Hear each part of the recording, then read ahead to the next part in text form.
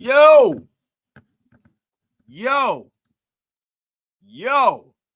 what is the deal, everybody? What is the deal? Welcome to another Raider Nation Unlimited. I'm your man, Wasted Talent. Shout out to everybody in the chat. Get wasted with your brother, Wasted. Tell a friend to tell a friend. Oh, my God. It's been a long time. Oh, my God. Through vacation, to sickness, to working the late mid-shift at work for 1 week. I've missed you all. I've left you without content. I got to get myself right. I had to come in the house, man, and, jump in the shower real quick. Just got off. You know what I'm saying? And it's time to bring you some content. Shout out to everybody in chat. Shout out to almost 200 people in the room. Get wasted with your brother, Wasted. Tell a friend to tell a friend. Send this thing out to all social media. Y'all. Listen, man, some great things have been happening in Raider Nation, man. And I'm gonna be honest with you, man. It's been great, man, to see, because there are a lot of people out here who, are upset about the Raiders offseason. There's a lot of people that think that they haven't been doing enough and all this kind of stuff, right? And if I'm being honest, they're giving us everything we've ever asked for in this offseason, guys. They really, really are, man. They really are. And I'm gonna be real with you, man. There's some people, man, that I look at, man, and I just feel like this team has been having issues for so long that some of us will never be happy until we start winning. Some of us will never be happy, bro. Listen, these guys are doing their thing, man. They're doing their freaking thing, bro. I'm sorry. Spytek is doing his thing. Pete's doing his thing. The roster is being built out well. They're kicking the tires on players that we've actually heard of. I mean, my goodness, they've gone out. They've let guys that were a little overpriced walk, and they brought back in people who are commiserate to their skill level that fit more to what we're doing. Some of them are even younger and better players. And people are complaining, man. My goodness gracious, man. Tell you what, man. I tell you freaking what. Man, let me give a couple shout outs to Saudi. It's been a while, man. My guy Buddy Bear's in a place, man. Yeah, you damn right I'm getting Buddy Bear. I am getting pumped for the draft. You damn right, man. Dark City's in a place. Bob Rutherford is in a place. Ernest Biaggi. Yeah, I know I've heard all about it. Taking Jeanty at 6 is crazy, but Dallas is at 12 and willing to trade with us for Jeanty. So let's cut the crap and take the best player at 6 and draft. You damn right. We're going to get into it, bro. Stop jumping the line. My God, family, and football, Raider Nation for life, has become a member of the Get Off My Lawn gang again. Shout out to my guy, God, family, and football, man. Shout out to my guy, Mindo. Anthony, what it is, man. Anthony, bro, listen, you are about to get unceremoniously blocked. I'll have none of your crap. I'll have none of your crap early this night. Yo, my guy Shalib is in a place, man. Where you been, Shalib? C. Flores is in a place. Shock Bowers. Detroit Buddha sabotage again. Yeah, man, the camera had to get warmed up, man. Man, this is crazy. I never wore this hat before. Never wore this hat before, man. You know, the Raider drip god has to definitely make sure that things are moving and shaking. This sweatshirt's a little big too, man. I never wore this either, man. But you know, my guy, Ed, you damn right, Anthony. You damn right, effing bum. My guy Donald Stacy. Bro, what's wrong with Kazir White and Justice Simmons? I don't know. You know what I'm saying? I think that the Raiders, when you start talking about safeties and stuff like that, I think that the Raiders are going to rock with what they got in house, man. Yeah, we drafted a couple of young guys. You know, we got Isaiah Palmau. We went out there in free agency and brought in Lonnie Johnson, and you know, we brought in some guys and Jeremy Chin. I mean, look, man, I guess they fit what Pete wants to do, and I'm okay with it, man. My guy, Raider Proper, ready for some real truth. You already know, man. Connected 3D is in a place, man. But let me get to it. My guy, Raider Jimmy, with the first super of the day. Wasted. What you think of the 2025 draft hat? Yo, it looks like a captain's hat from a cruise, bro. I get them every year. Normally, we attend the draft. I don't know what I'm doing for the draft this year just yet. You know, I'm actually supposed to be in Vegas around the time the draft is happening. You know, I might be out there, I might not. I got a lot going on. You know what I'm saying? And I've been going a lot from work and stuff too, because I got a lot of vacation and everything. You know, my daughter's going to college next year. I don't know if I want to take another road trip. You know, I without the fam. I don't know. You know what I mean? I might run out there, and me and my wife might go out there around draft weekend. I don't know. But yeah, man, I'm gonna get the draft hat, but it's not not really the damager, bro. I would love to see it in person. Yo, my guy John B with the $10 holler, man. Have you seen the video of T-Mac? Yeah, look, don't you jump the line. Don't you jump the line, John B. Yes, I saw it. And this is not something that just came out about this kid. This is something that I've actually heard. See, the thing with me is I don't like to perpetuate rumors on my show. And I don't like to do anything that's going to hurt a prospect or a young man from earning money in this league. I don't put rumors out like that unless it's confirmed. Now, this isn't a rumor. You know, that interview was out there for public consumption. He did that in front of a camera, and now you guys can surmise from it what you will. Listen to me.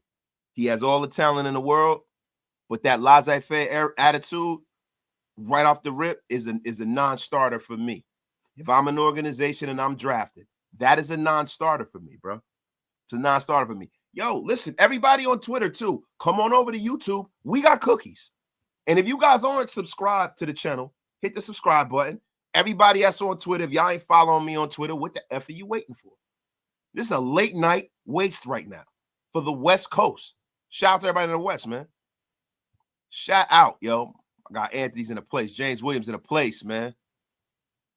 More bargain pay. So listen. I mean, I don't even want to say what that effing name is, man. That is a nasty effing name. Nasty work, man. So let me ask you a question, bro. When you looked at this free agency, right? Who are the big names that you would have preferred the Raiders to sign, right? That fit what they're trying to do? Who were they? Who, like, I need to know who you would have signed, because to me, it's not just bargain, but it's not just the price. They're getting good, young, talented players, bro, right? And then going out there and going to go get a guy like a Devin White. We're going to get into the whole Devin White thing. We're going to jump right into that. Devin White was a guy I want us to draft over Cleve Farrell. I thought it was a certainty. I thought it was a freaking certainty, right? Look, man, I love it. I love the signing. I love them kicking it, the tires on a guy that's this talented. You know, he kind of fits. He fits what kind of archetype that they've been bringing in. The linebackers that they brought in are physical, fast, downhill, thumping linebackers. Do you guys see the overarching trend of this defense? That is what you see. Now, you got some people saying, Hufanga and, Drake Greenlaw and all of these guys. But see, this is the thing, When you start bringing in guys like that, right? You bring in guys like that. We have an offseason where we signed a cornerstone piece of our franchise. We locked up the franchise. We did not let him walk, right? Then we went out and we went and got a quarterback, an actual starter that we got to pay. Then you have a draft class that's not in the building yet, right? And then when you talk about Hufanga and guys like that, how do we know that they fit into what Pete Carroll and these guys want to do? How do we know that? We talk about, Mekhi Becton, right? Maybe the Raiders value guys that are in the building over Mekhi Becton, and maybe they value guys in the draft over them. The thing with Mekhi Becton, I like Mekhi Becton, right? I liked him when he came out. But how do we know how Mekhi Becton is going to play? How do we know how healthy he's going to be? How do we know that? I like the fact that John Spytek is being fiscally responsible and filling his roster in with good players that way. I like it. I love it. I love it. They're going out there. They know what their archetype looks like for what they think a Raider is. They know what their archetype is for how they want to run their defense. And I'm going to be real with you. I'm going to let them cook. I'm going to let them cook. People say, Devin White can't cover. He can't cover even in his prime. First of all, the guy's not out of his prime. And second of all, when you talk about a Devin White, a guy that John Spytek was around, a guy that Brady was a teammate with, a guy who was a captain of a Super Bowl team's defense, right? You don't necessarily know exactly what Devin White is going to do in his defense and how he's going to be used. Maybe they have a certain way. Thank you, sweetheart. Appreciate it, baby. Yo, you don't know how they're going to use Devin White.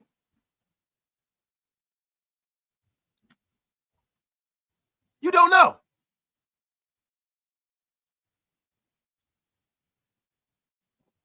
You don't know. Devin White could be an outside linebacker. Devin White could be used as a pass rushing outside backer. You don't know. You don't effing know.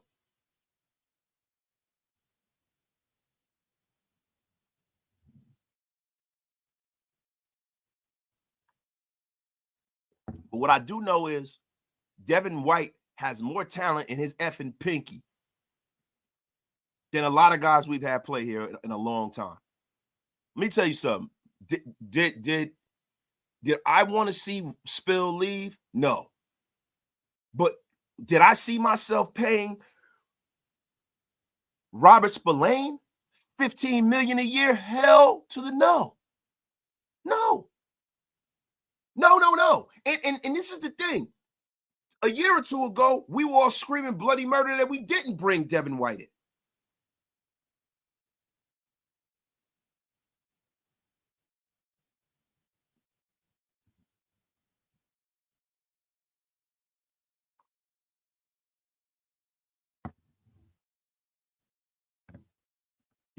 So look, when you start talking about, where Devin White is most successful, right? Devin White is explosive. Devin White has speed. He is best suited for a blitz-heavy, aggressive defensive scheme. And when he was with Todd Bowles in Tampa Bay, he was excellent. He priced himself out of the position. They let him walk. He went to the Eagles. The Eagles didn't really play him. They had him as a healthy scratch, and they decided to part ways, and then he went and played for the Texans, right? Devin White is a guy who succeeds in like that Vic Fangio, Todd Bowles kind of scheme, man. Blitz heavy stuff.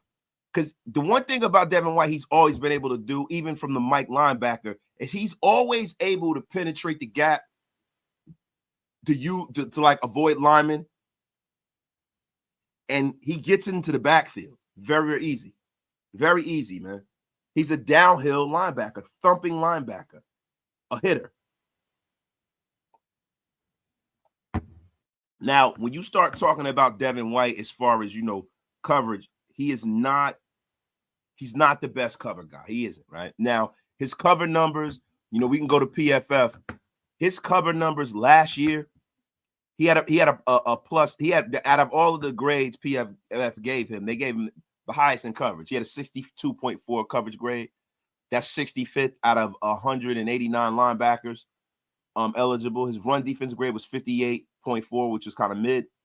His pass rush grade was 37.7. And his overall grade was 57.7. But see, the thing about Devin White was his usage last year, right? Now,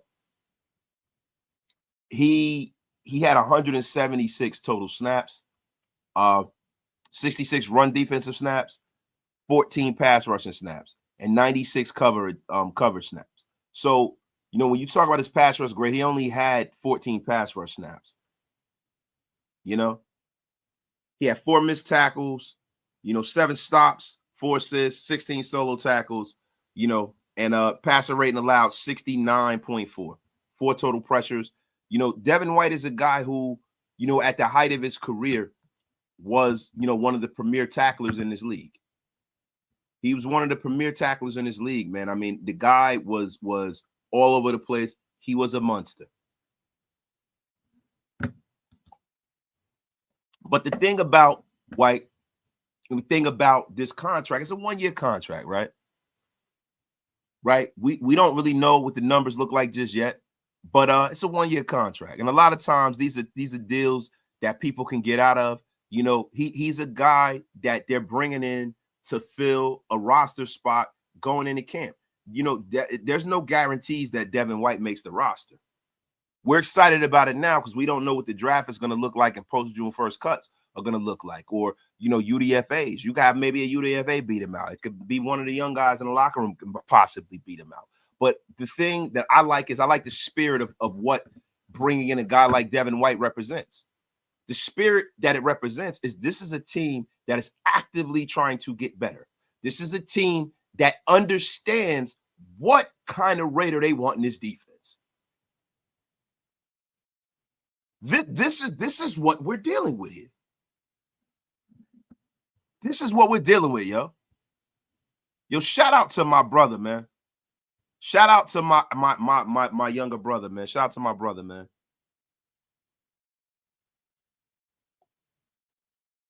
It is my brother's birthday. Shout out to my little brother. If you watching, love you, bro. We're going to tap in as soon as I get off the air. But shout out to my brother. Shout out to my brother. But let me get to some of these supers, man. My guy Demokes in the place. AOC about to go crazy. Demokes, you about to get blocked. Yo, listen, bro. Bible study comes first, my brother. Shout out to you. Bless you, man. Appreciate you for pulling up in here, man. Appreciate you for pulling up in here, yo. Demokes, you are about to get blocked. Oh, graphic hater is in here. My dear sweet brother Noopsy. Oh, it is. Look, you know what's funny, man? I don't want to get off the, I don't want to get off into a tangent here because we have a lot of show going on right now. A lot of show. Yo, shout out to James Williams' daughter's birthday, too. Shout out to her, too. But, yo, graphic hater is in here, man. The man that tried to accuse me of having some weird kind of foot fetish nonsense going on. And it's crazy, bro. It's crazy that a guy that is projecting his own deviance upon me, it's just insane. I go into this guy's chat to show some love and he just attacks me. Y'all say that I got a feet thing. His saying is wipe them feet.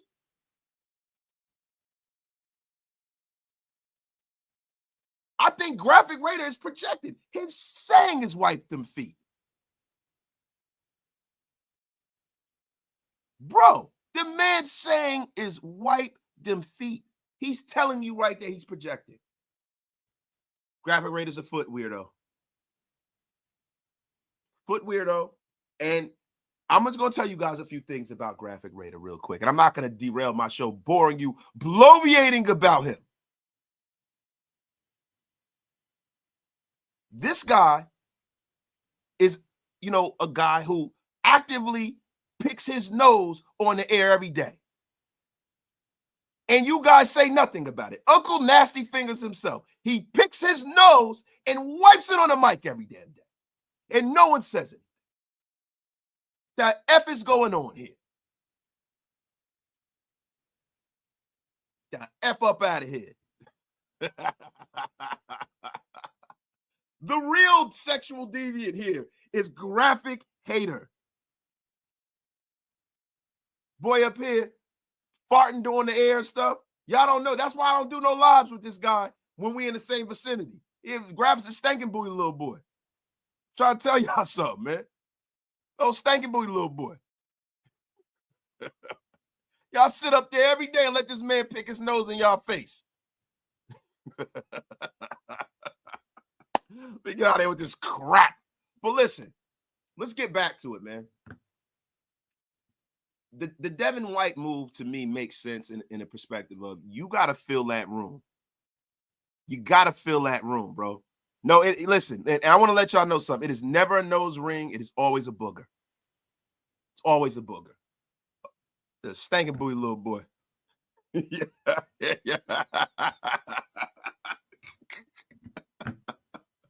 Yo, check it out, though.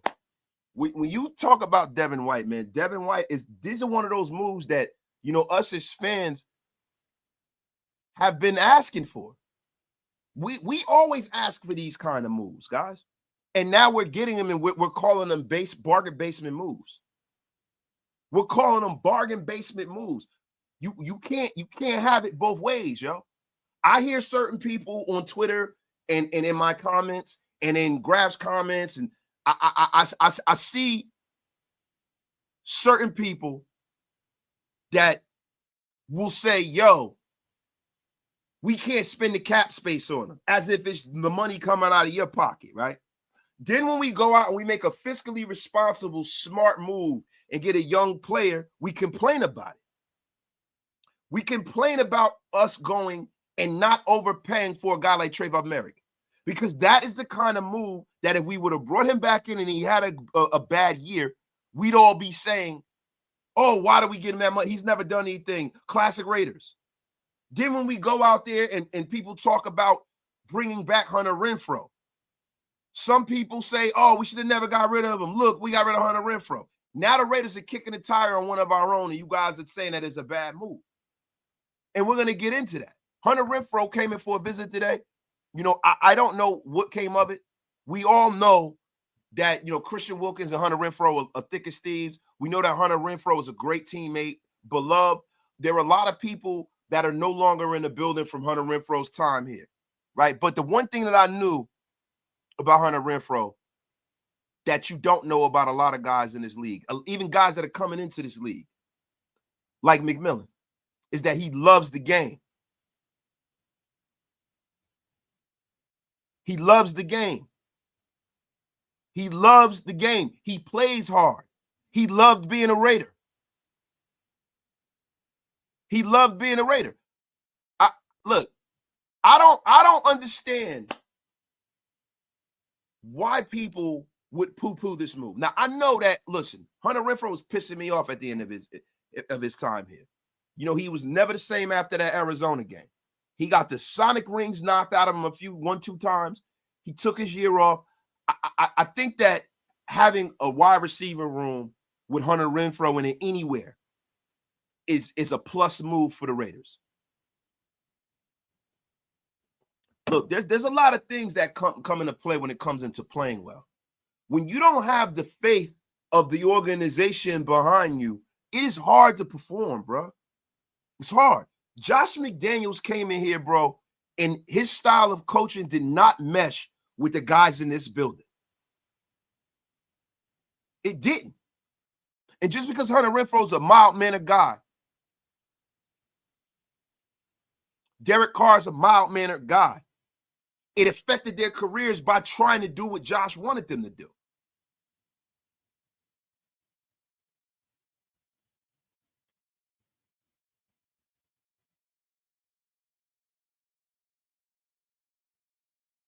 Look, at the time, and look, it's dollar cost average. I did say to get him out of here back then because he clearly lost his confidence. He wasn't playing well. He was getting hurt. He was getting paid too much. For the Raiders to bring him back now, they can write their check down. I don't think he has some robust market because if he did, he wouldn't have been able to sit out a year. He didn't sit out a year because he wanted to. He sat out a year because he had to.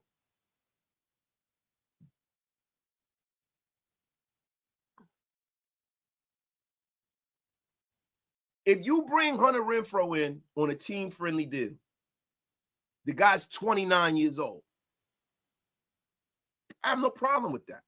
If you're not depending on him to be your main guy, if he's your fourth option in your wide receiver room, then you're cooking with gas. You got a former 1,000-yard receiver who's played at a high level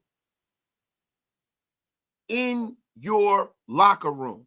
A glue guy, a good guy, a guy on special teams. How many times has he done things on special teams? Just even to have him there for that.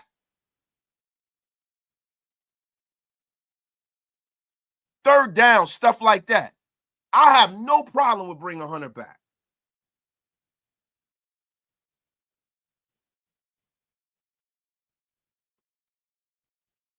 No problem. Now, there's some people that say, listen, like natural immunity, who should be unceremoniously blocked with this take. You are lucky that the damn soundboard's not working with your crap.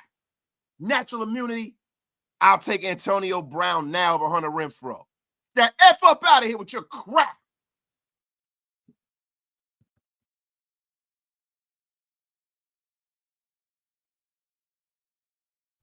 Yo, and Marcus, yeah, look, I can't speak to that, bro. I'm not in Hunter Renfrow's mind. I'm not. The only thing I know is this, right? You feel good, you play good. A year off from football is nothing but right. A year off from not getting hit is nothing but right. And also, coming into an offense and playing for a coach who will allow you to be yourself is nothing but right.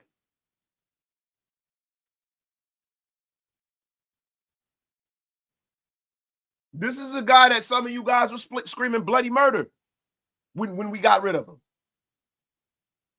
Devin White's the guy that we were screaming, even me. I was screaming from the mountaintops. Bring him on in.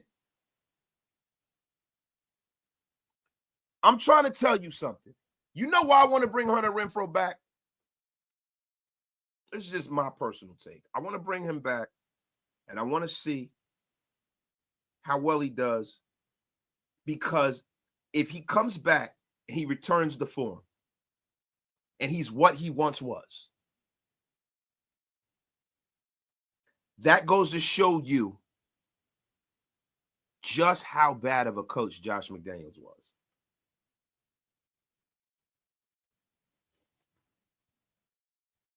That'll go to show you everything you need to see. And if his contract is a decent contract, Pete allows him to do what he does, allows him to play free, not within the framework of some nonsensical offense.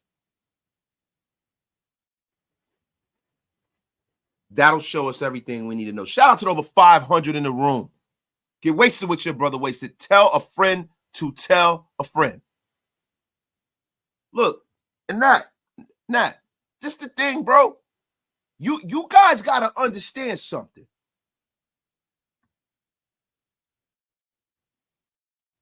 Just because you sign Hunter Renfrow doesn't mean you don't bring in a guy that's a big, physically talented receiver. It doesn't mean that, bro. They might draft a receiver. They might draft Burden or somebody like that too. It is a wide receiver room. It is good to have depth with guys who are actual and real pros. They might draft 2 receivers.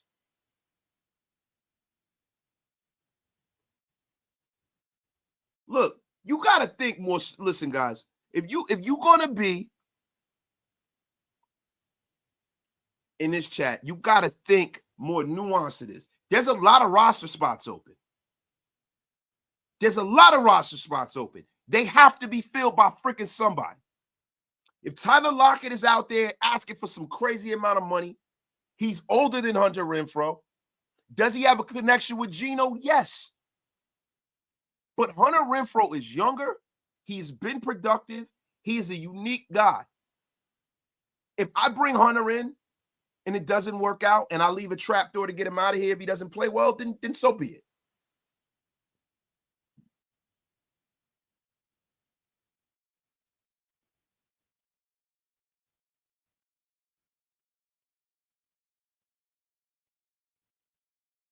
But you got to build the roster, bro. You know, when you look at teams like the Eagles, right? What do you see up and down their roster? You see guys that have been, Howie Roseman always goes out there and he signs free agents. He signs guys that were on teams that were once great. He signs guys or he drafts guys that you've actually heard of. And guess what? He wins. There were people that were saying that Mekhi Becton was horrible and it was a terrible signing. What are they going to do with him? Yo, listen, man. Building a complete roster is a very, very, very nuanced thing. But I think our fan base makes this shit harder than it actually should be. I'm sorry for cussing, too. This is a family show. I need to wash my mouth out with soap. Listen, the whole essence of what it is to be a Raider is going and taking a flyer and bringing Hunter back. This is what we grew up on. We grew up on Al going and giving people second chances and bringing them back and them playing better than they ever did with us. Rich Gannon, Jim Plunkett.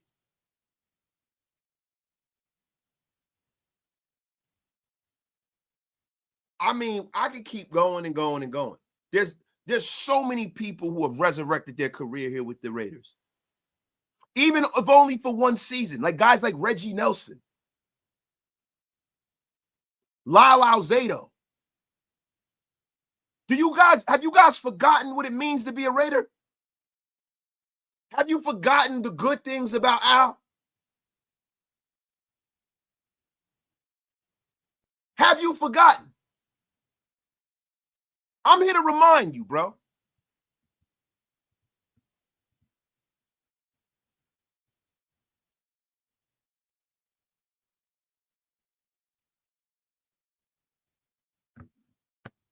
I'm here to remind you. My guy, Raider Loso, been a member for 4 months. Confirmed rumor. Wasted guy foot fungus. Raider Loso, you about to be unceremoniously blocked. I know, damn foot fungus. Do you know how terrific I smell right now, bro? Do you know that I might be one of the cleanest people on God's green earth? Do you know this? Wasted Talent is a man who buys a brand new pack of socks every week. And a lot of times I throw socks and T-shirts and shit away. How many pair of new sneakers I wear and put in a box? I don't think you know the wasted one very well. One thing I will never have is the fungus. The F up out of here with your crap. Xavier Foster. And when you get another Monster and Jeanty next to Bowers for Geno, I'm all for it. Also, let the receding hair twin duo be realized. Bring in Renfrow. Man, let me tell you something. You bring in Renfrow with Brock Bowers and Geno Smith, because Geno Smith's hairline is getting very Stephen A. Smithish. Let me tell you something. They will look like an accounting firm. Smith, Renfrow, and Bowers. Attorneys at law or something. My guy, AOC about to go crazy this year. The only place AOC is going to go crazy is doing hot yoga on the bench. The F up out of here. God, family, and football. Raiders for life. Raiders still linebacker from Pittsburgh, and Graham makes them a star. I would love that, bro. Even though Patrick Graham doesn't really always handle his linebackers, I think Pete is going to have to be the one to step in and help us with that. My guy, Raiders draft Ashton Jeanty at 6. How we feeling? I'm feeling freaking lovely. And I'm gonna talk about this a little more. We're gonna transition to that. My guy Eric Bergstrom becomes a member of the Wasted Talent Army at ease. At ease, Eric. Oh my God, he is a member of the Wasted Talent Army. Strong. Get the F up out of here. Man, my God. But yeah, man. So look, man, listen, man, we are not gonna forget. Listen, it's sick and silly up in here. It's a sick and silly business in here. Sick and effing silly. Crazy. That's right. The sound is working, everybody. My God, Demo, we got Booger Minshew and Freak Feet Ryan collabing incoming. That is crazy. Get that F up out of here with your crap, Demokes. Listen, I tell you, the man is a projector. He is a projector. He put this gout thing on me when I put it on Chugs. And now he's projecting his weird foot thing. Things actually wiped them feet, and I'm the weird foot guy. He's the booger and foot guy. All in one, man. My guy, Robert Cisneros. I still want to Pickens trade. Now, look, Rob, the thing about Pickens, bro, that scares me. And listen, I think, look, I wanted us to draft Pickens, right? He's a good blocker. He's tough. He's tenacious. The thing with Pickens is that he is a guy that is a malcontent, and Mike Tomlin, when it comes to dealing with mercurial and, diva receivers and guys like that, Mike Tomlin, look, man, if Tomlin can't deal with you, it's a pretty good chance that you can't be dealt with. Look at all of the years that he kind of hid Antonio Brown's nonsense or Le'Veon Bell's bullshit. Martavius Bryant, all these guys. So I don't know, man.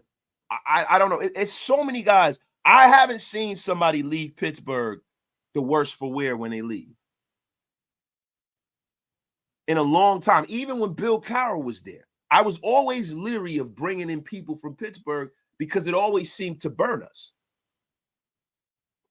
So look, man, I would much rather make this receiving room be better by the sum of his parts than trying to bring in a superstar. Because this is the thing about Pickens. Not only do you have to trade for him, you got to give up a top 100 pick for the guy because you'd have to, right?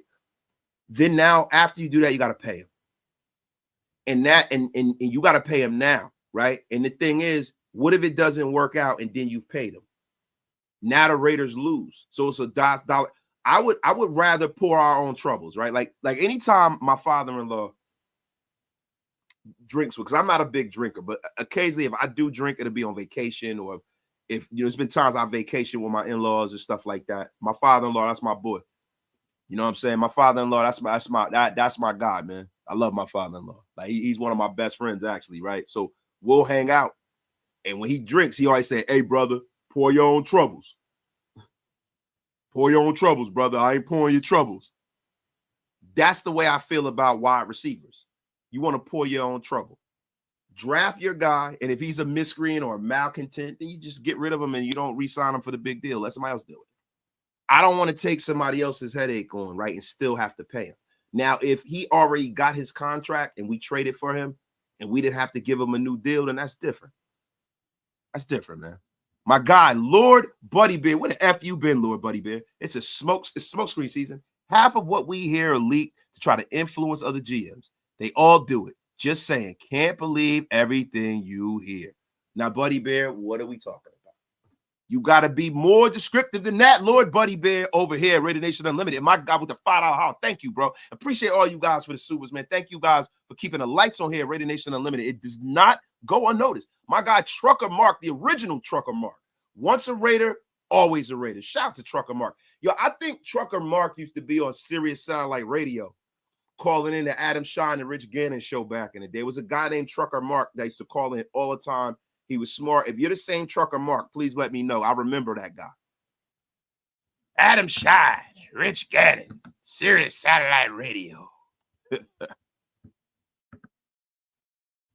Yo, my guy, Lewis Dixon. Amen, brother. Yes, this is the essence of being a Raider. Lyle Alzado said when he first put on a Raiders helmet, it just popped off.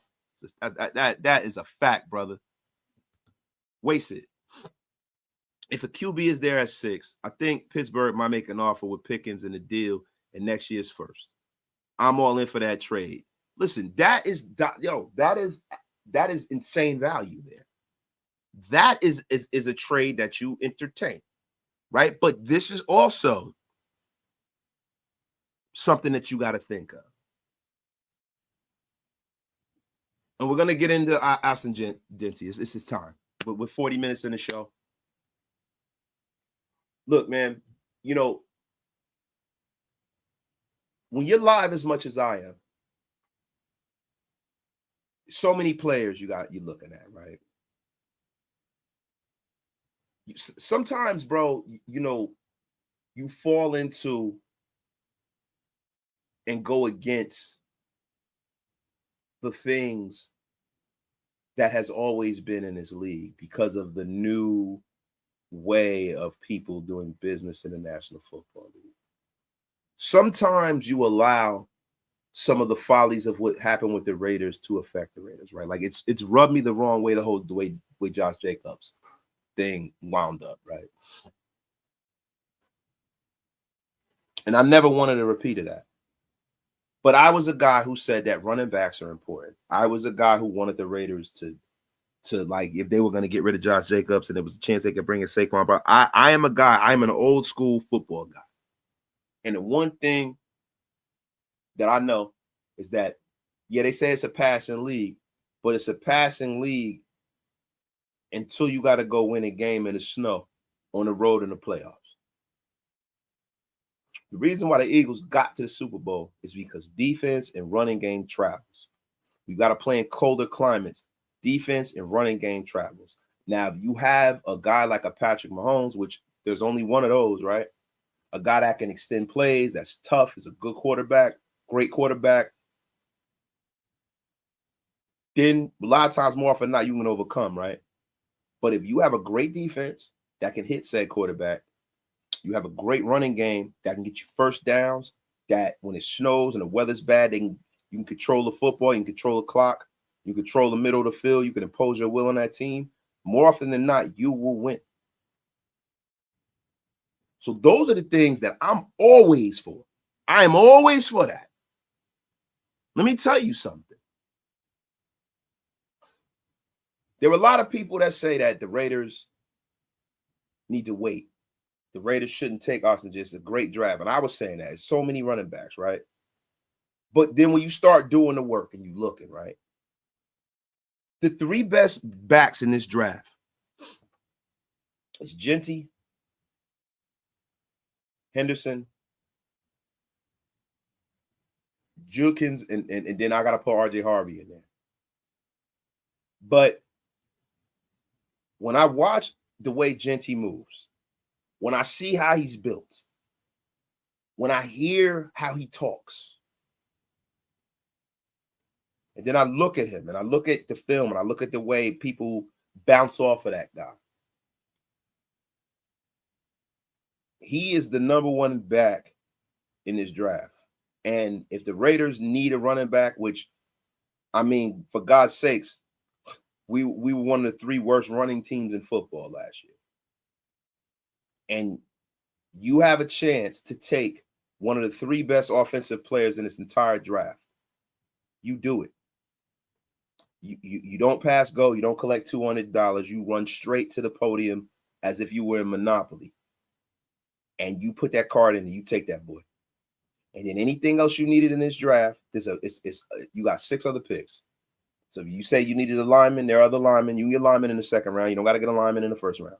You need a wide receiver, you can get a wide receiver in the 3rd round. If you need another quarterback, you can draft him, you know.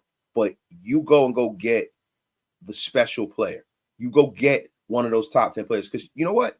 If you take Jeanty and say, for instance, he's just good, he's not generational. Cool.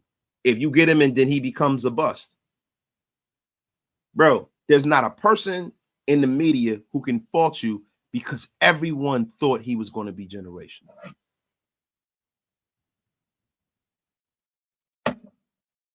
See, I think Raider fans get it mixed up sometimes, right?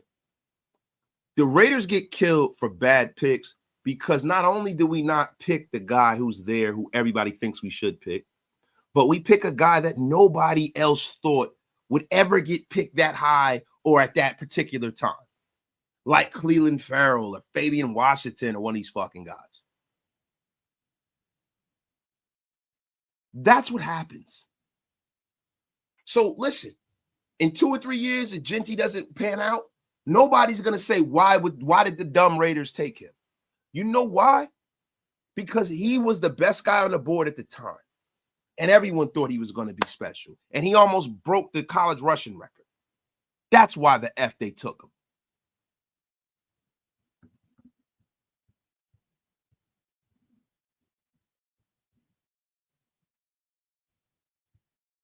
The F up out of here.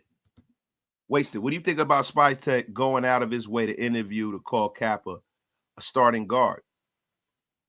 I think that Alex Kappa has always started in this league. I think that he's a guy who had a hand in Alex Kappa's career in Tampa Bay. And I think that they're going to bring him in and they're going to try to start him. And if, you know, the thing is there a fail-safe for that, though, if he's not any good? Now, see, I believe Alex Kappa in between Colton Miller and in between I'm about to call him Jason Pierre-Paul, but JPJ, Jackson Powers Johnson, I think you get a better Alex Kappa. Alex Kappa, when he was in between Tristan Wirth and I forget the line, the center for the Bucks that he's just retired too. It was Jensen, I forget his name, but he was a phenomenal center down there. I think he's a better player. He was a very good player the year that they went to the Super Bowl. He just got hurt right before the Super Bowl. Kappa was good. I think sometimes it matters the kind of line you play on. Like, I think the reason why Mekhi Becton has had a resurgence in his career is because he got with a good group of linemen. And he didn't have to be, he just had to do his job. Who would you take in the draft? You had your choice. Wasted. Look, at 6, if we're not moving up, the best player in the entire draft to me is Abdul Carter, right? So there that goes. That's the best player in the draft to me, right? I love Travis Hunter because of, you know, him being such an outlier, a guy that, you know, is just an absolute stud, right? But if I'm being honest, over these last few weeks, because I just kept looking. I'd be ecstatic if the Raiders took Ashton Jeanty at this point. I think we do need a running back. I think that would be the cherry on top of this offense. I think that this team looks infinitely more talented on the offensive end if you have a stud wide receiver and if Jeanty projects to be one of the better backs in this league. So you got 3 bases covered.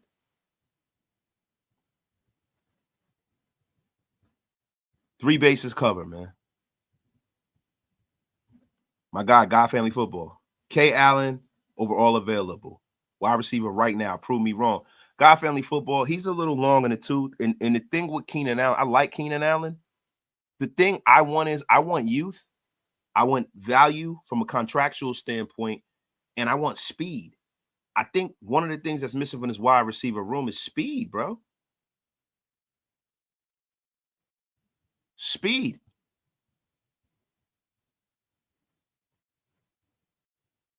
Speed, bro. Trucker Mark. Thank you for the nice words, but no. But for Wasted Channel, long-time listener, yes, remember the show. 27 years driving, 2 million miles driven. Shout out to my guy, Trucker Mark, man. Appreciate you, bro. Appreciate you, bro, for the $5 holler. Appreciate you for supporting the show, bro, and always listening, man. But you always bring the smack here at Raider Nation Unlimited, and it doesn't go unnoticed, bro. I appreciate you, bro.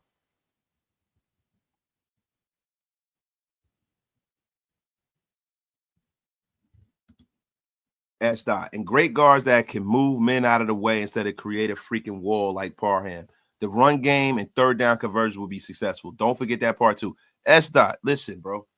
We understand the importance of having a powerful line. When the Raiders were at their height, we had 2 of the greatest guards to ever play this game.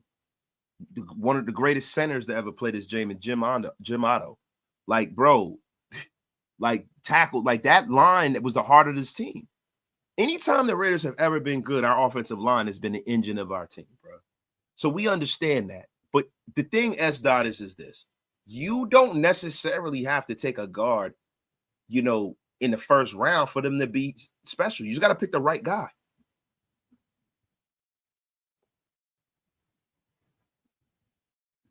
And, bro, game tight. You absolutely right, bro.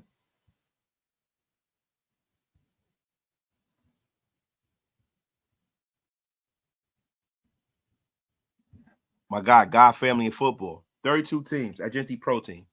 One or more will offer us a first-round swap in the second and third minimum. You take that and take a Mika, OT, Josh Simmons, running back to BPA 30. See, look, nah. No, because this is the thing, right? Let's really look at this, right? If Jeanty is generational, like some say, right? What does generation mean? Generational mean? That means that he'd be the running back that will set the pace for the next 5 to 10 years at the running back position, right? There are a lot of good backs in this league, a lot of good guys that can get it done, right? But what would you give if you had the opportunity to draft a running back the equal of Saquon Barkley? What would you give if you had the opportunity to draft a running back the equal of Derrick Henry? What would you give? Y'all tell me, what would you give? Would any what draft conversation would be worth it to you?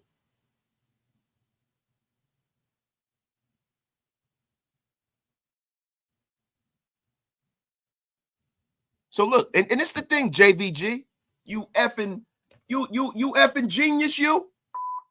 Anytime the Raiders have been good, the line has been good. Yeah, so let's draft a running back at 6. So that means that there aren't 7 other rounds in the draft? Is that what you're telling me? We didn't get JPJ in the first round last year, did we? JVG? Huh? Did we? No, we didn't, right? Look at some of the other guards in this league who were tearing it up. Are they all taken in the first round? No, they're not. You can get value in other effing rounds, JVG. Effing bum. Get your crap out of here. We didn't get Max in the first round. We got him in a 4th.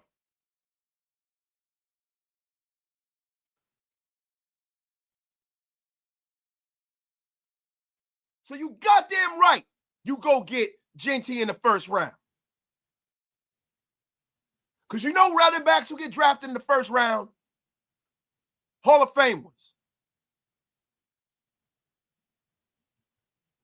Barry Sanders gets drafted in the fucking first round.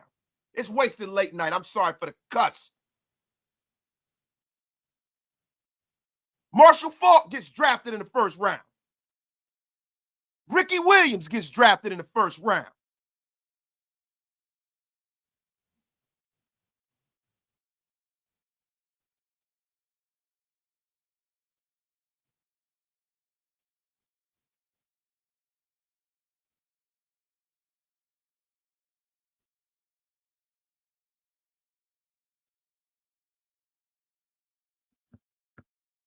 The F up out of here with that crap. So you guys want to talk about running backs, right? So we're going to talk about, like a lot of people say, don't take Jeanty because of the size, right? And this is, I was a guy who was saying that.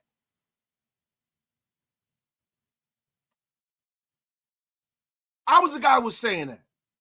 And I started looking, and I looked at Omarion Hampton, and I got caught up in, the size and the build. And I'm looking at Omarion Hampton, and the fucking guy, vision is horrible. The guy runs like freaking a little bit more talented Latavius Murray.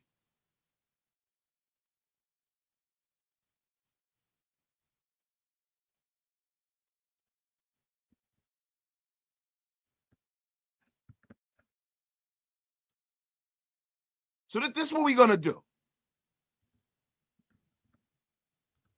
Let's look at the guys in the Hall of Fame. Let's look at their height. Number one runner as far as yards, one of the 5 best running backs in the history of this league. I don't think so, but you can't take it away from Emmitt. Emmitt Smith, the exact same size as Jeanty, man.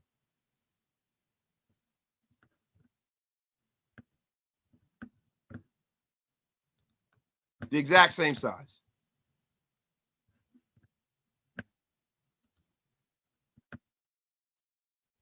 Walter Payton, an inch taller than Jeanty. 200 pounds, 5'10". Oh, look, Barry Sanders, 5'8", 200 pounds.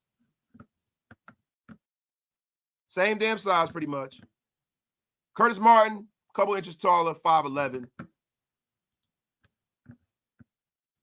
LaDainian Tomlinson, 5'10", about an inch, got about an inch on him.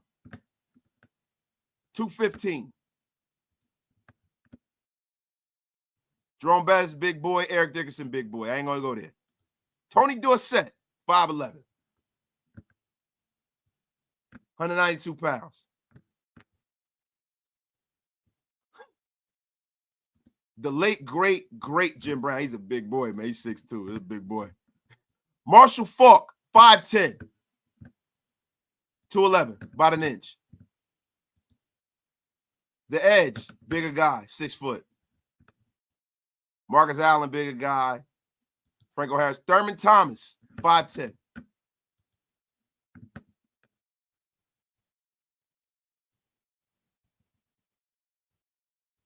I ain't gonna do the Juice. The Juice is a big boy, 6'1". We met the Juice down in Miami back in the day, man. You're the great Leroy Kelly. Y'all don't remember Leroy Kelly. 202. These guys are not gigantic guys, man. You see the point I'm trying to make here? This is a who's who of the National Football League. In the pantheon of greats.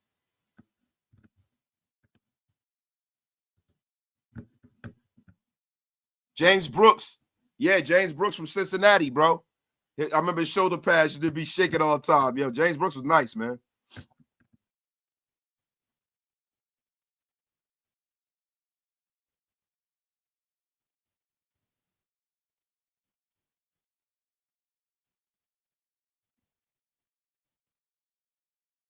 So get the F up out of here.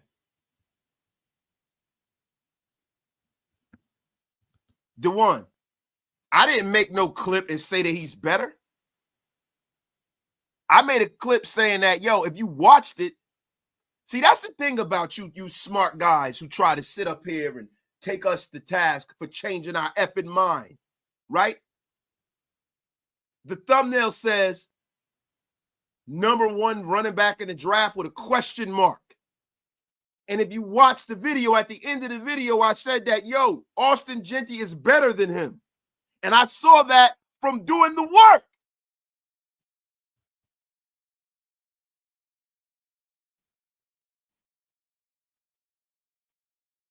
The 1, the 2, the 3, the 4, the F up out of here. Your crap.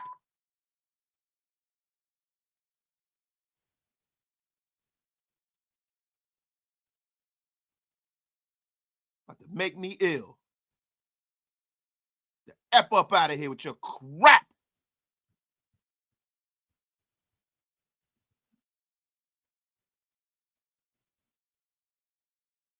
So go back and watch that 5-minute clip.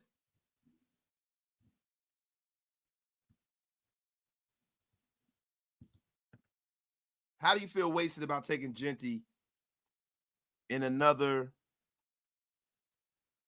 and the 4th? I would love that. Would love that, man. You can't have too many good backs, man.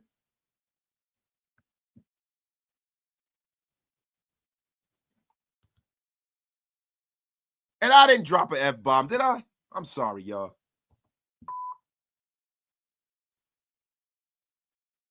Got me ill up in here. What the hell? I need some water, man. Some effing water up in here.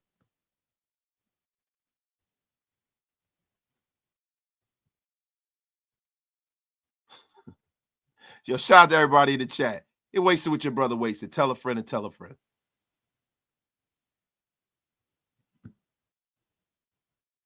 Tell a friend to effing tell a friend.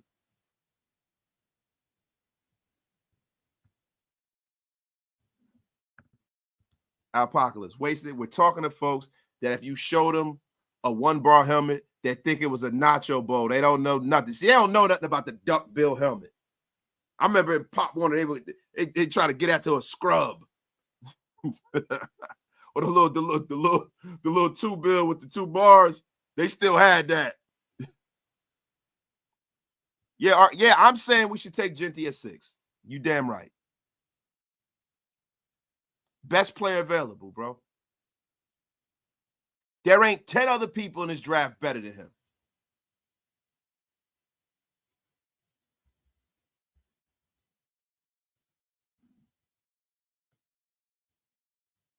BPA means Jeanty.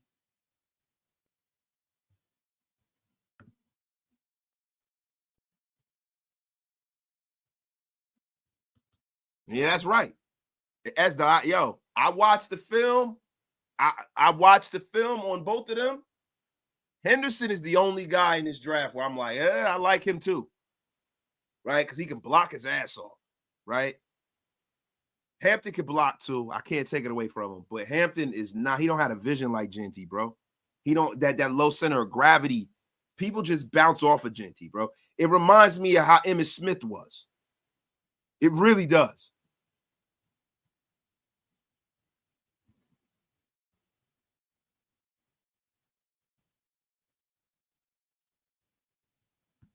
Really does, man.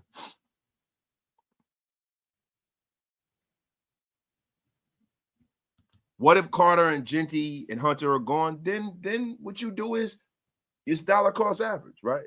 So who's on the board? Mason Graham on the board, take him. If you can make a move and you move down and then you take Henderson and one of them guys and you pick up some more draft capital, then cool. Who's on the board at that point if they're all gone? Is Shador there? Maybe you could have somebody make a move to move in with you with the quarterback, or maybe you could take Shador and develop him. Listen, the thing about the Raiders, and this is the most important thing that I will say about this regime, they gave the Raiders a hell of a lot of options.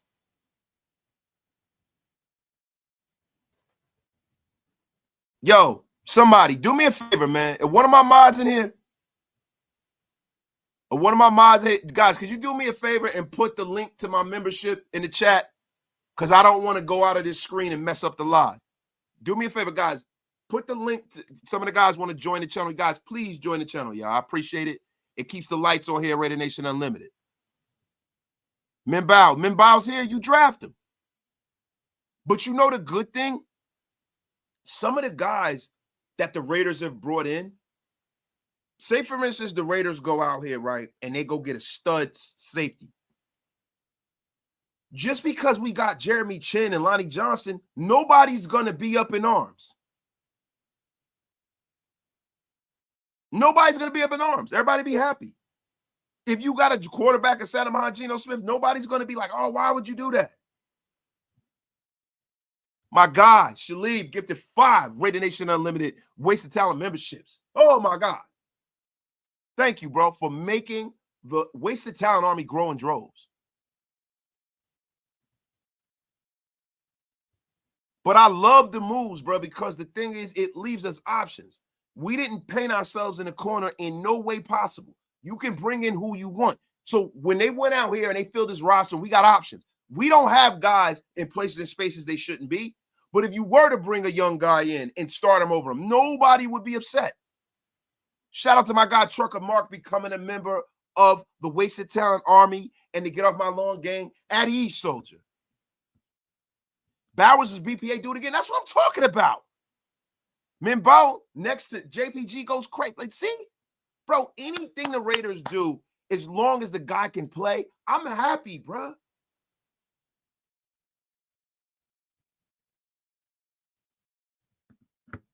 Oscar Ponce, with the napalm bomb. Jeanty is a top 3 player in the draft. But if you watch Henderson, you will always see him run into a wall. And I fear he doesn't have good vision. Reminded me of Trent Richardson. Yeah, Oscar, I didn't see that, man. Wait, hold on. My guy, S. Dot, can't ever miss the $5 holler, man. No one keeps the first round running backs anymore after 4 years. They did in the 90s, but not anymore. Whoa. You can't say that, Dot. Dot, you can't say that, right? And look, Derrick Henry was with Tennessee a long time, bro. He was there a long time. A long time. Thing with the Raiders is this, right? If we build a perennial playoff roster off the back of Ashton Jeanty, say we don't get to the mountaintop with him and we bring in a young guy behind him, that running back, if used properly, is going to help propel us to certain wins that are going to get us in places and spaces we haven't been in a long goddamn time. It's going to help Geno Smith be the best he can be, a complementary running game and an offensive line to protect him. So even if we get to a space where we're in the playoffs every year, kind of like how San Francisco's in the playoffs every year. Every year we in the playoffs. Like you could pencil the Raiders in. If we get to that point, and say, for instance, in 5 years, the Raiders don't pick up the option, or they got, because he's a first round pick, that have 5 years with him, right? If that's 6 year, we don't, re-sign him, then fine, bro. We got what we needed because we got us to a point where we're competitive again. So now you can build on it. So maybe it might be a free agent running back. Maybe it might be running back by committee. Maybe it might be that. But it reminds me of the Indianapolis Colts. They were competitive. They were in playoffs all the time. And then they weren't able to pay Edgerrin James, and they let him walk. And they brought in Joe Adai and all of these guys. And they went to a Super Bowl and they won it. See, for me, before you can get to great, which is winning the Super Bowl, you have to get to good. You have to get to excellent. And then when you get to the doorstep of excellence, then you get to greatness. Let's get to excellent first, right? Let's do that first. You know?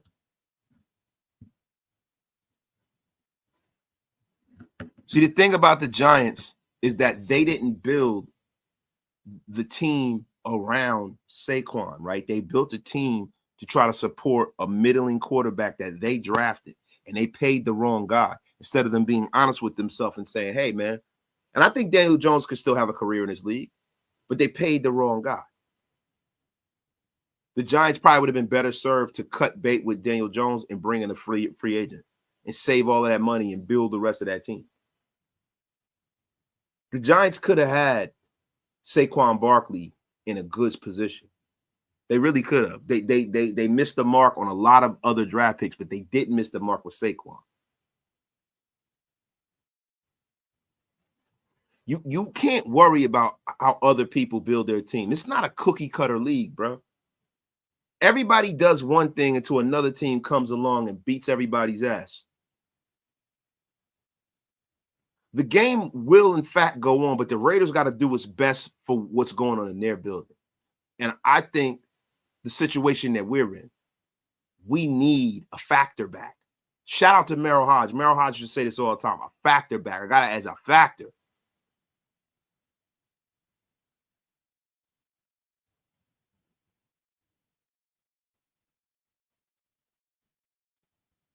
Man, I had to catch my breath.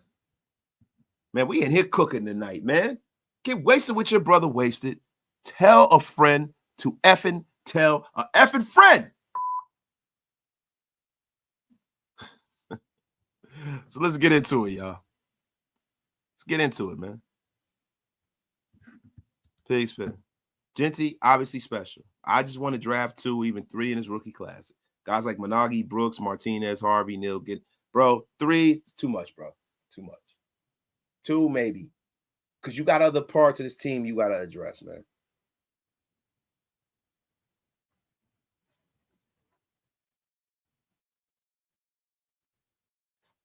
Let me ask you guys something, right? What did you guys think about McMillan? What did you guys think about McMillan and how he spoke?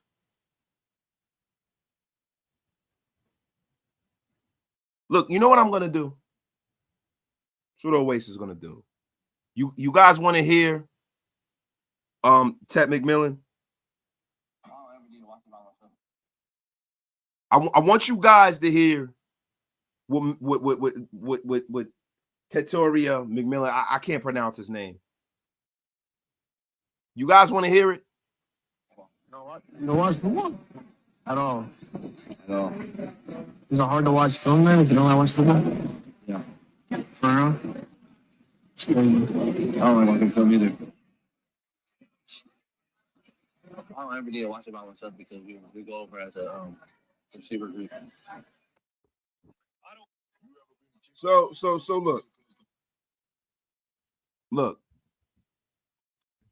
Big Mike is in a place to be. Big Mike, are you home? Are you home, bro? Do you have time to sit in with your brother for about 10, 15 minutes?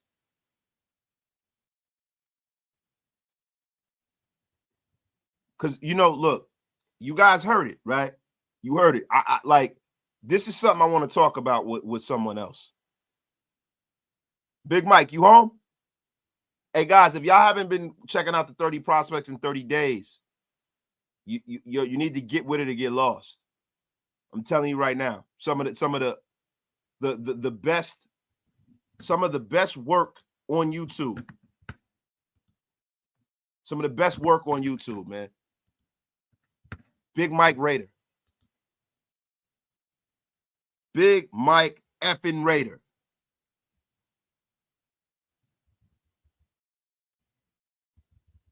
Big Mike Raider, man. And it's the cool thing, right? When you got guys like Big Mike Raider that as knowledgeable as he is, right? And you got him right at you could just dial him at any time, man. Your brother, Big Mike Raider. It is a wonderful, wonderful, wonderful thing, man. And I'm gonna send Big Mike Raider. I'm gonna send my brother the invite, man. I'm gonna send him the invite, and guess what, guys? You guys will be thoroughly entertained, as effing usual. I tell you, man. Today, man, it's been just a great day, man. It's been a great day. I've been really missing being on the air, man. I've been missing being on the air, man. It's funny, man. Sometimes you don't realize how much you enjoy this stuff, man. You don't realize it, man. I really enjoy what I do here on Raider Nation Unlimited, man. I really enjoy it. Big Mike, check your Instagram. Big Mike, check your Instagram. My guy. Love the film videos, Big Mike. No bullshit, fam. Listen, the people have spoken. Big Mike Raider, man. Big Mike Raider. Look, y'all gotta go on over there and run the numbers up to Big Mike Raider, y'all. This is a guy that knows what he's talking about. He's not a guy that's on here just talking out of his keister. This is a man who has played this game at an effing high level. Played it at a high level. Played it at a high effing level. Big Mike effing Raider. Yo. Guys, go over there and make sure that you subscribe to Big Mike Raider. It's a friend of mine. Yes, sir. I've been yelling like a damn crazy person. My guy, Marcos Vasquez with a $20 bomb. What would you grade this draft wasted? Jeanty 6, Burden 37, Hampton 72, Howard 108, Riley Mills, Noah Williams, listen, bro. Look, I give your draft already a solid B+. Yeah. Just for me reading the first few names. Now, see, Luther Burden is a guy that they say that he's got character issues. He's kind of a doucher. Yeah. Most wide receivers are. Yeah, yeah. So guess what? If he works hard, he's successful, he's a rookie, and he gives us the best of his career, this first 4 years of his career, and he, comes in here, gives a couple 1,400 yard seasons, couple 80, 90 catch seasons, couple touchdowns. He starts showing his ass, and then we're like, you can get the F out of here, Luther Bird. I don't care. Because guess what? We weren't the ones who paid him. We didn't go out and bring him in. See, this is the thing. We're pouring our own trouble at that point. We're not letting someone else pour our trouble and us bringing them in and paying them for being a pain in the ass. That's the thing that's always stung me about going out and getting free agent wide receivers who are stars. Right. That's why I'm always against it for the most part. Yeah. The Devontae Adams thing made sense because guess why? You know why I wanted Devontae? I didn't really. At first, I was like, I didn't want him, but when they did it, I wanted to paint Derek Carr in the corner. I wanted people to say, "Listen, I don't want to hear that shit no more. I don't want to hear, he needs a receiver acting like he didn't have Coop and Crab." Yeah, that's true, and that's exactly what it did too. Paint him in the corner, and that was the reason why he was out of here, man. It didn't work out. So Raider Loso with your crap. Big Mike Raider ain't got no foot fetish like Graf. Listen, let me tell you something. The only person that is a foot fetish sick freak is Graphic Hater. Uncle Nasty Fingers himself. The man who picks his nose on live every day. And I blame every single one of you in this chat who has not brought him to task for picking his nose on air. I will never touch a microphone that man touches. He picks his nose and he tricks you every day and says, nose ring, no booger. Nose ring, no booger. Guess what? It's a booger, ladies and gents. It's always a booger. He wipes it on the desk, wipes it on his shirt, wipes it in that beard of his, that miscreant. And then, anytime when we in Detroit, all he did was fart the whole live. He's a stinking booty little boy. That's all he's done. A stinking booty little boy.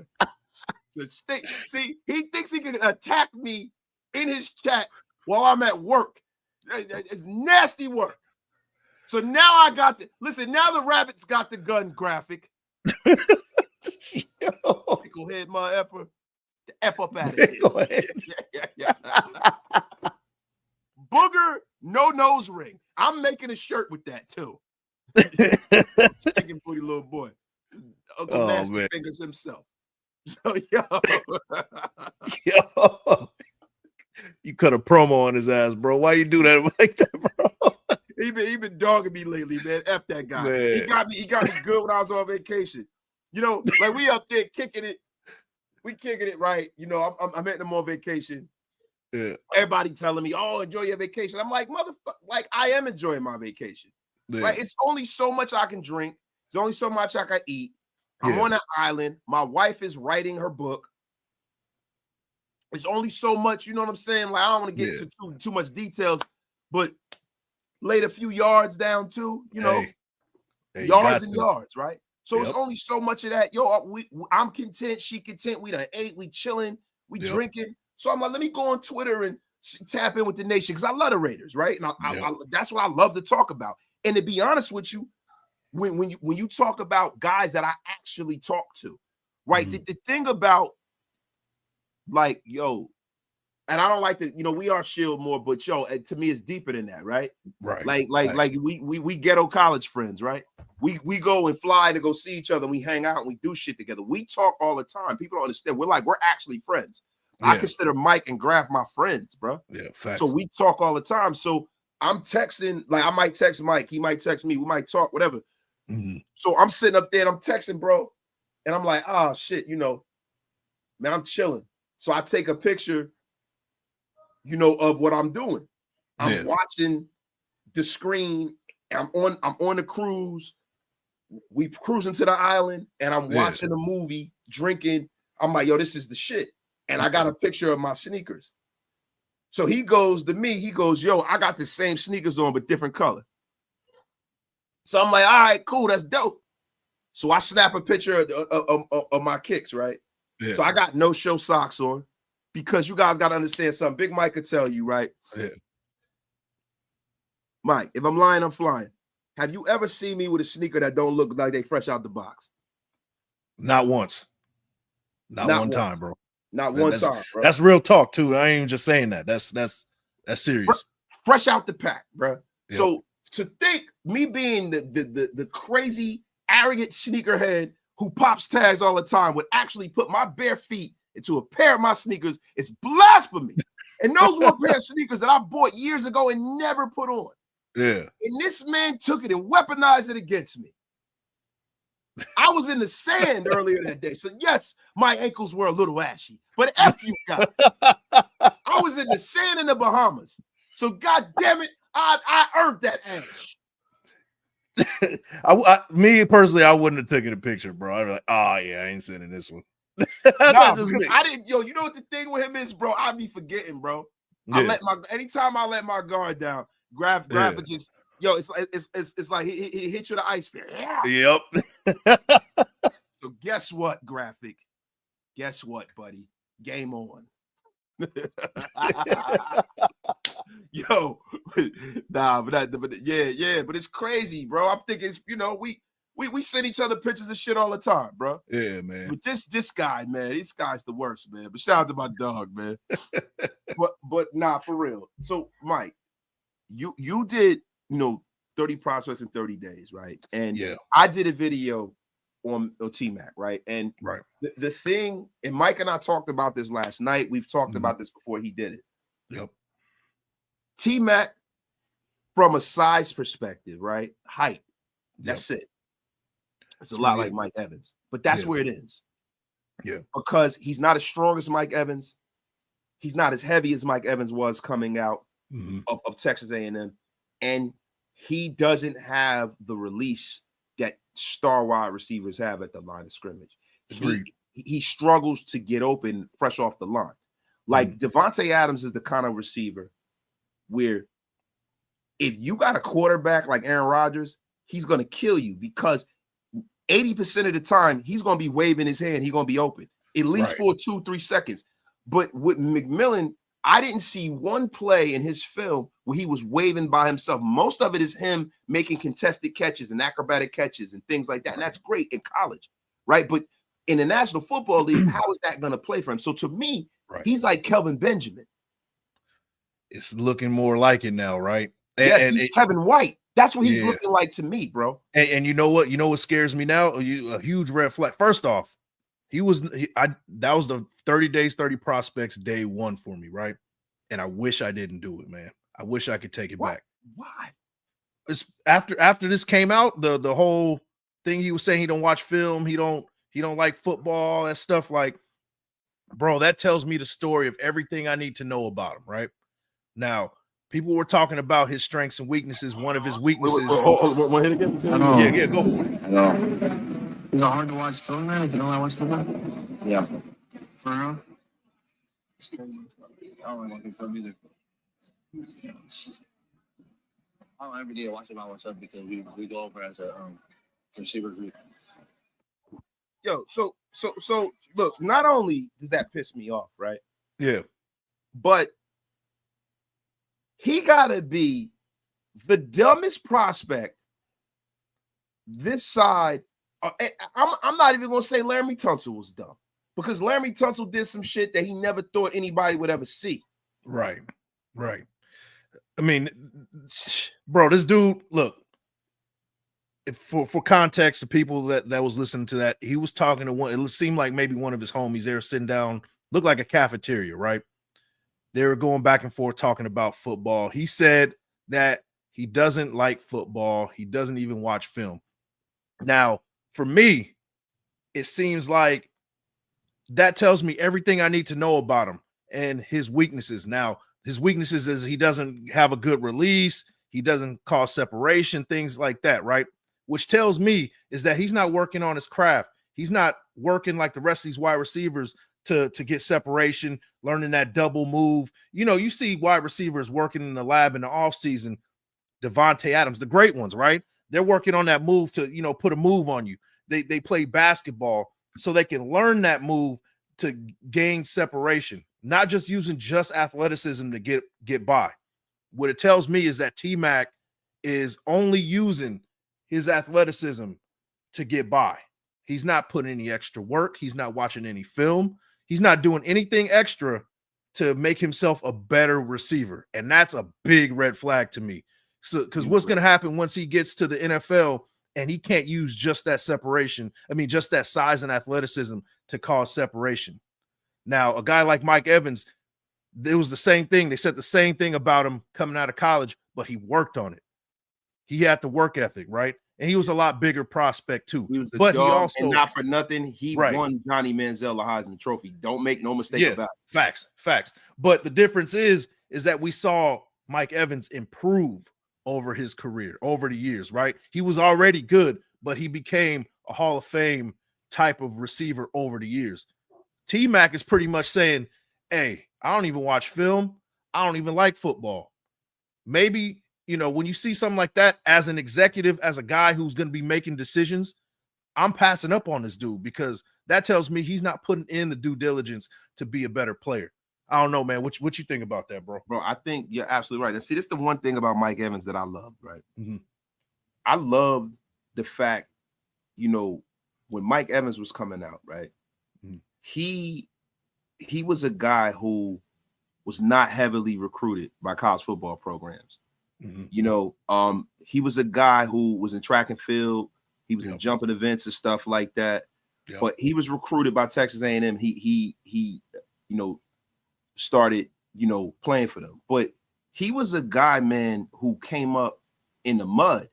Yep. He's a different kind of dude. Like his mom had him, and a lot of guys don't know this. Mike Evans' mother had him when she was 14 years old. Man. Yo. Man. And you know what, bro? It's crazy because I've always said this. A guy who comes up from the mud and wasn't necessarily highly regarded, highly touted coming into college. They got a dog and they got a chip on their shoulder, right? A guy like T-Mac is a guy, I believe he was a 5-star recruit. I don't know his background, but it seems like he just came in there off of athleticism. He doesn't necessarily have to work on being good, at least at the college level. So no, that's a fact. And being a hard worker and being a dog is not mutually exclusive to football. Yeah. And it's not. It's something that comes out in your life. Exactly. You know what I'm saying? Like, Mike Evans' mom was physically abused by his father. Yep. His uncle murdered his father when he was 9 years old. This guy had a traumatic ass life, and he's from Galveston, Texas, bro. Yeah.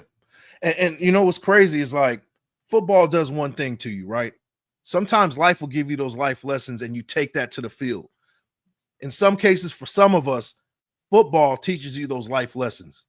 But if you come in there already as a 5-star guy and you really haven't seen any kind of adversity over the years, you came out as a freshman already playing and you were already a guy that people thought highly of for years and years and years.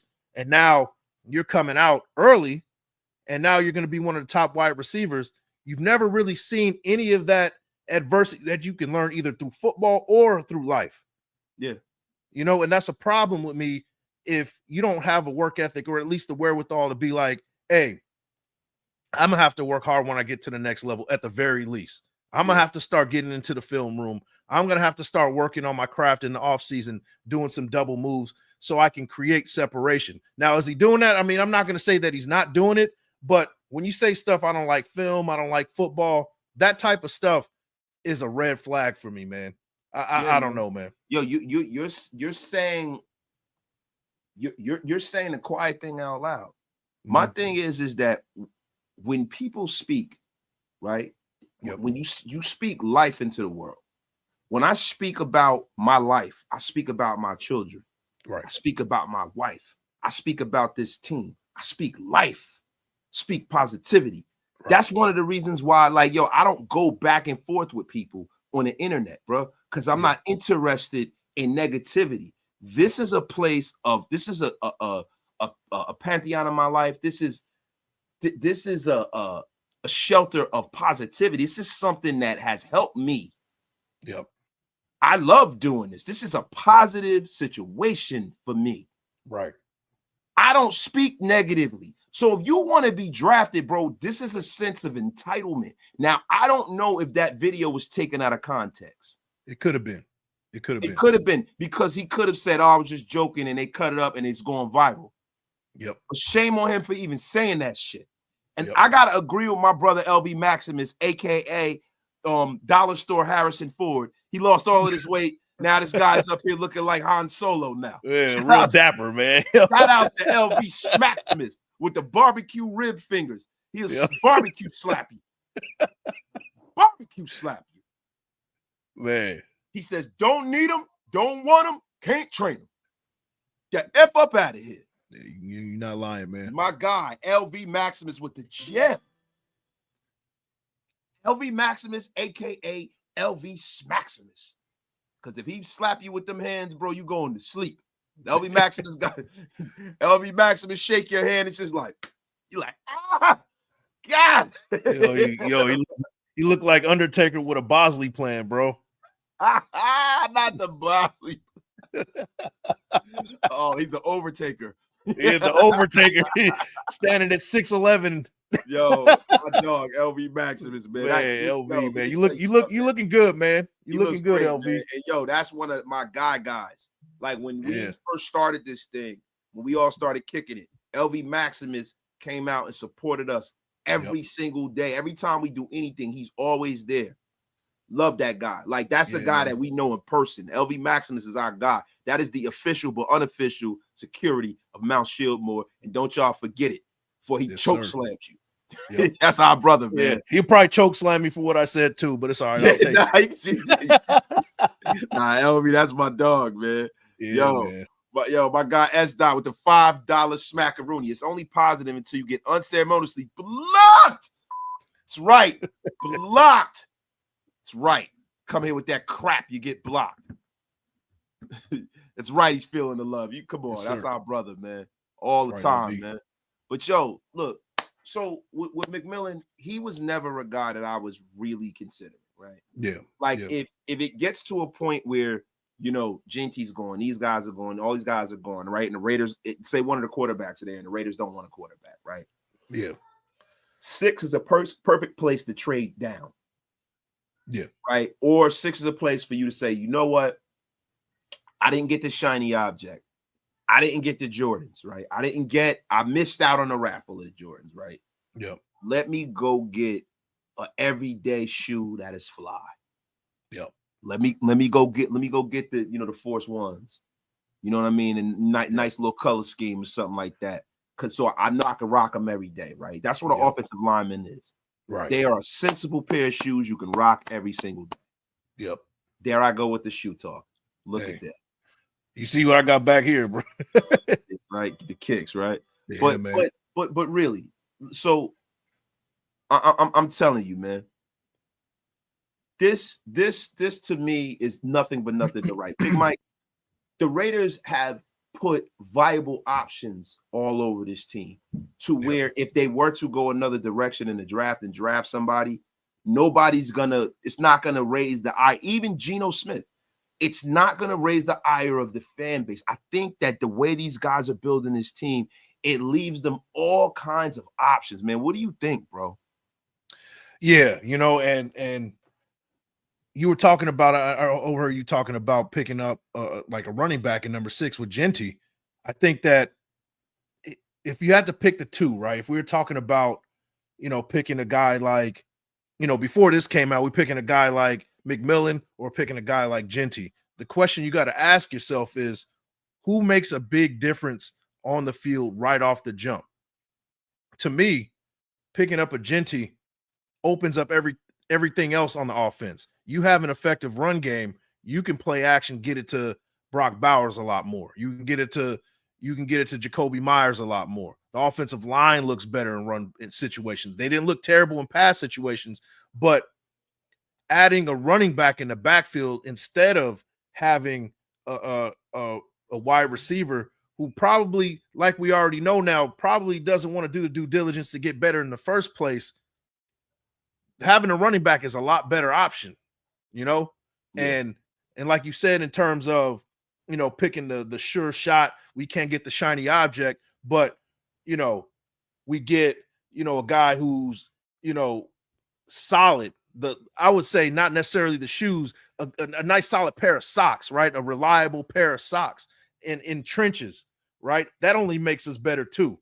So I think that, going either running back or trenches should be the move that we go if we don't trade back, right? Then if we trade back, then I'm looking at a guy like a Jihad Campbell, getting some more draft capital, and maybe Mimbu if he falls, further back into the middle part of the first round. But that's where I would go. But I think this Raiders team is making smart moves, instead of making the move that we're not picking the guy that we need. Instead of picking the guy we need, we're picking the best guy.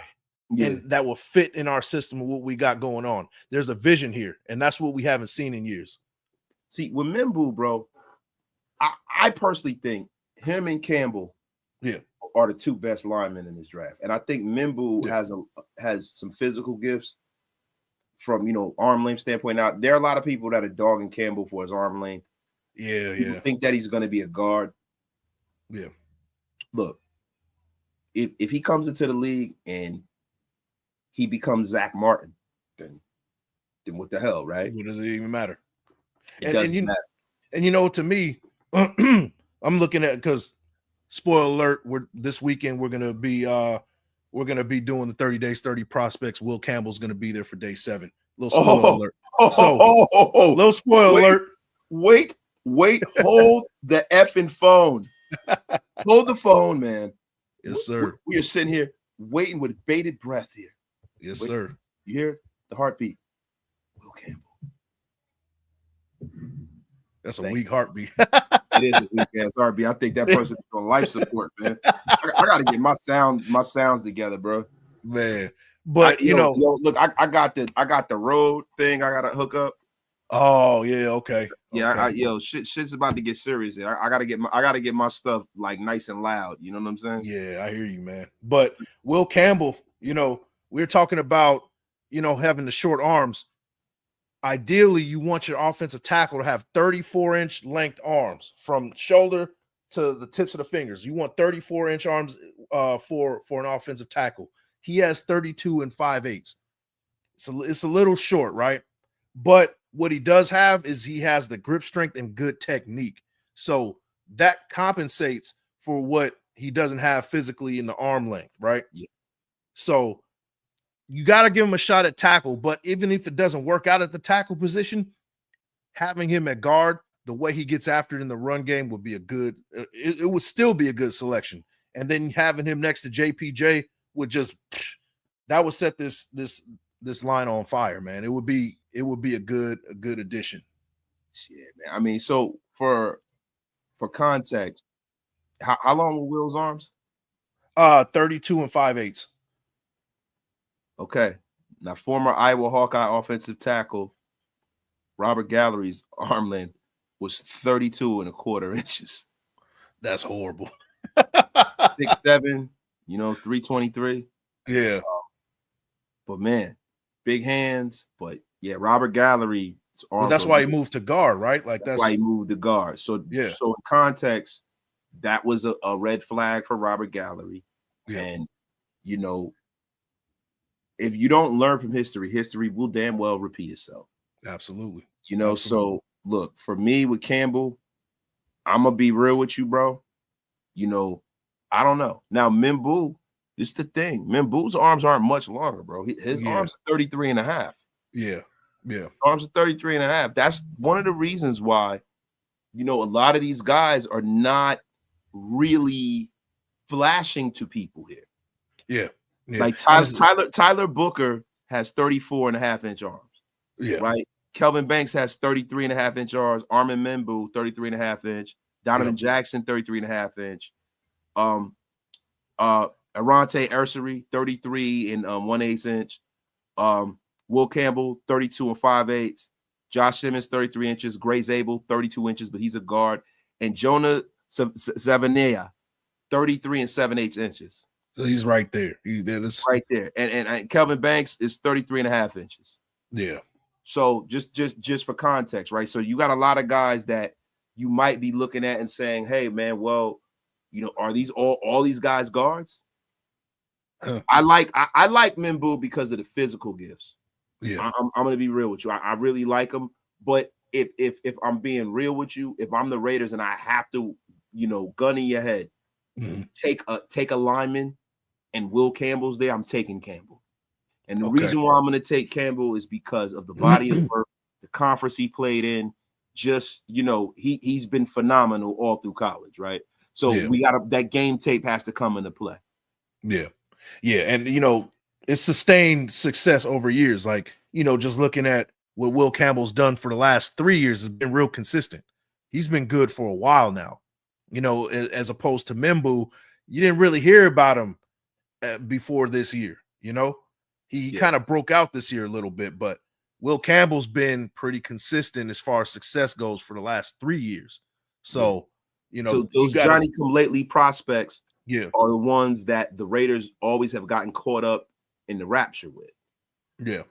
Look, I'm going to be honest with you. The only time the Raiders took the road less traveled, and that really wasn't the road less traveled, right? But a guy that kind of came onto the scene in it 1 year was Khalil Mack. Yeah. Yeah. And where it worked for us. Yeah. But Khalil Mack, you can see he jumped off of the. Yeah. I mean, one thing that really stuck out with Khalil Mack is that he had that one big game against Ohio State. They played Ohio State that I think his senior year, and I think he had like 2 sacks or 3 sacks or something like that. That told you right there, hey, he can do this against elite competition. Yeah. He's not padding up stats in the MAC conference, putting up, a bunch of numbers, and it doesn't translate to NFL. He did it against elite competition too. So, that helped him in his case. Yeah. So some of the better linemen in this draft, that are actual guards, I'd probably go that route. Mm-hmm. But when you talk about Jeanty, right, I think Jeanty is a guy that just for instant gratification purposes, the first 3 to 4 years of his career will be an impactful, good pick for the Raiders. It'll look good for the Raiders. Yeah. I'm not going to worry about five years down the line with Jeanty. I'm not going to worry about paying him in his 5th year. Let's worry about his 1st year. Let's worry about drafting good players and turning this program around. You got to build a foundation of success before you get to greatness. Yeah. And you know what, these draft picks, I mean, they only last about as long as their first contract anyway. After that, you're like, all right, well, if we keep them after that, cool. But, especially with running backs. And for me, I think that for Jeanty, it's got to be within the plan of how long we have what's his name? Pete Carroll. Yeah.